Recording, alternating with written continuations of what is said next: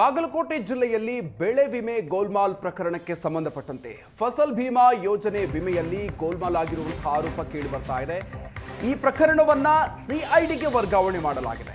Notice ನೀಡಿ ರೈತರನ್ನ ವಿಚಾರಣೆ ಮಾಡಲಾಗಿದೆ.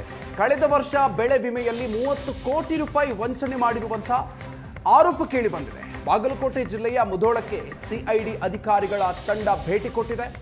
ಫಸಲ್ ಭೀಮಾ ಯೋಜನೆ ಅಡಿಯಲ್ಲಿ ಹಣ ಪಡೆದಂತಹ ರೈತರನ್ನ ವಿಚಾರಣೆ ನಡೆಸಲಾಗಿದೆ. ಮುಧೋಳ ನಗರದ ಪ್ರವಾಸಿ ಮಂದಿರದಲ್ಲಿ ರೈತರನ್ನ ವಿಚಾರಣೆ ಮಾಡಲಾಗಿದೆ.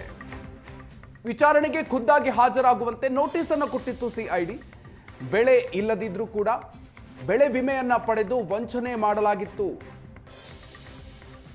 ಈ ಒಂದು ಪ್ರಕರಣಕ್ಕೆ ಸಂಬಂಧಪಟ್ಟಂತೆ ಈಗ ವಿಚಾರಣೆಯನ್ನ ನಡೆಸಲಾಗ್ತಾ ಇದೆ. ಪ್ರಕರಣವನ್ನ ಸಿಐಡಿಗೆ ವರ್ಗಾವಣೆ ಮಾಡಲಾಗಿದ್ದು ರೈತರಿಗೆ ನೋಟಿಸ್ ಕೂಡ ನೀಡಲಾಗಿತ್ತು.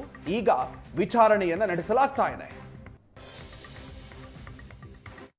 ಮುಧೋಳ ತಾಲೂಕಿನಲ್ಲಿ ಸುಮಾರು 38 ಕೋಟಿಯಷ್ಟು ಬೆಳೆ ವಿಮೆ ಅಕ್ರಮ ಆಗಿದೆ.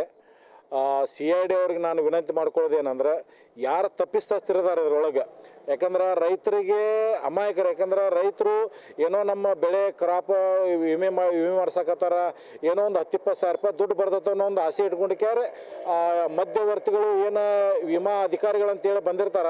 ಅವ್ರಿಗೆ ಮಾಹಿತಿ ಕೊಡೋದಿರ್ಬೋದು, ಅಧಿಕಾರಿಗಳಿಗೆ ದಾಖಲೆಗಳನ್ನ ಕೊಡೋದು ಮಾಡಿರ್ತಾರೆ. ಆದ್ರೆ ಇದ್ರೊಳಗೆ ಬೆಣ್ಣೆ ತಿಂದವರು ಈ ಮಧ್ಯವರ್ತಿಗಳ, ಆದ್ರೆ ಸುಣ್ಣ ತಿಂದವರು ಪಾಪ ಅಮಾಯಕ ರೈತರು. ಇಲ್ಲ, ಈ ವಿಷಯ ಲಾಸ್ಟ್ ಇದರಲ್ಲಿ ಗಮನಕ್ಕೆ ಬಂದಿತ್ತು.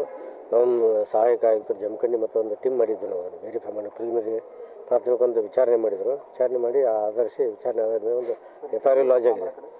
FIR ಲಾಂಚ್ ಆಗಿದೆ. FIR ಆದ ನಂತರ ನಮ್ಮ SP ಸಾಹೇಬರು ಹೇಳಿದಾಗ ಈಗಾಗಲೇ CID ಇದಕ್ಕೆ ವರ್ಗಾವಣೆ ಆಗಿದೆ. ತಾವು ಹೇಳಿದಿರಲ್ಲ ಲಾಸ್ಟ್ ಟೈಮಿಂದ ಏನು ಸ್ವಲ್ಪ ಇದರಲ್ಲಿ OTP ಬೇಸ್ಡ್ ಈ ಸತ್ಯ ಮಾಡಿದ್ದಾರೆ.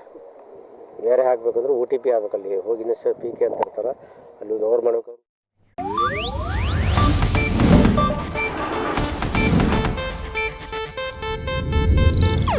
ಇದು ಏಷ್ಯಾನೆಟ್ ನ್ಯೂಸ್ ನೆಟ್ವರ್ಕ್ ಪ್ರಸ್ತುತಿ.